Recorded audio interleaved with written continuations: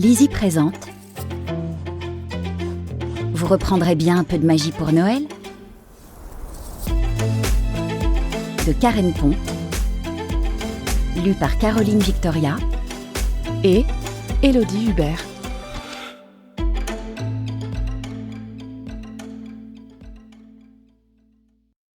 À Romina, je souhaite à tous les auteurs d'avoir une lectrice comme toi dans leur vie.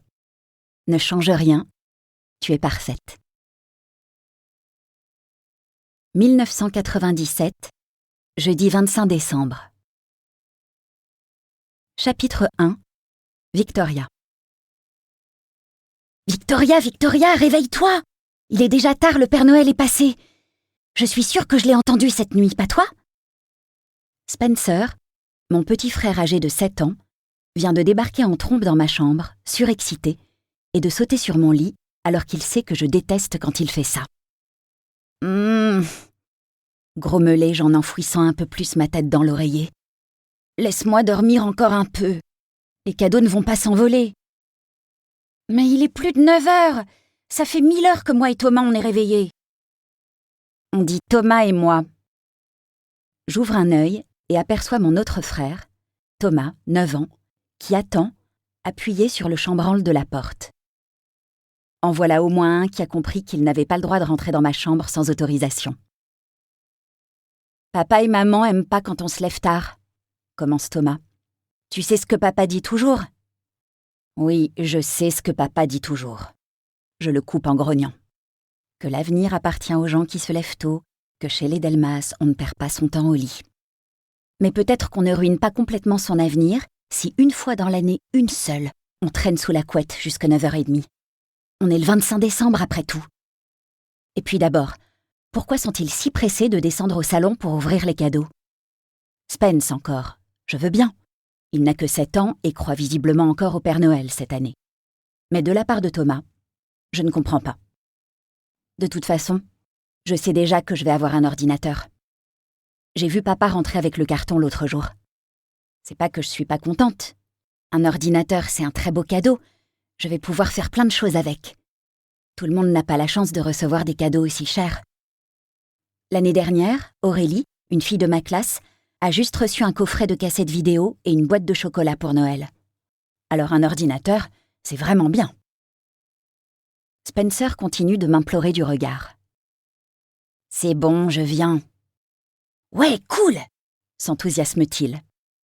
J'espère que le Père Noël m'a apporté ce que je voulais le plus, dit-il, plein d'espoir, en descendant de mon lit. D'un brusque mouvement de jambes, je repousse ma couette à carreaux Vichy noirs et je suis aussitôt saisie par le froid qui règne dans la pièce. Je ne mets quasiment jamais de chauffage pour le plaisir de me réchauffer sous les draps. Je cherche à glisser mes pieds dans mes chaussons, que je laisse d'habitude au pied de mon lit, avant de me souvenir qu'ils sont, pour la seule fois de l'année, sous le sapin. C'est donc pieds nus que je me lève pour enfiler ma robe de chambre. C'est un cadeau que j'ai eu pour mon anniversaire. Elle est brodée avec mes initiales. L'ambition d'une personne se mesure au nombre d'objets gravés qu'elle possède, m'a affirmé papa lorsque j'ai ouvert le paquet. Rien de tel sans doute qu'une robe de chambre qu'on enfile par-dessus son pyjama dès le saut du lit pour se construire un avenir ambitieux. Une fois prête, j'emboîte le pas à Thomas. Spencer, lui, ne nous a pas attendus. Nos parents sont installés dans le salon, déjà habillés. Papa est assis sur le canapé, une tasse de café fumante à la main. Maman a pris place sur son fauteuil préféré, celui avec lequel elle peut allonger ses jambes. Eh bien, les enfants, nous commencions à nous inquiéter, nous accueille papa avec un sourire. C'est Victoria, se lamente aussi sec Spencer. Elle ne voulait pas se lever. Est-ce qu'on peut ouvrir les cadeaux ? Demande-t-il impatient. Commencez par prendre votre petit déjeuner, lui répond maman. Je vous ai fait des gaufres. Elles sont toutes chaudes dans la cuisine.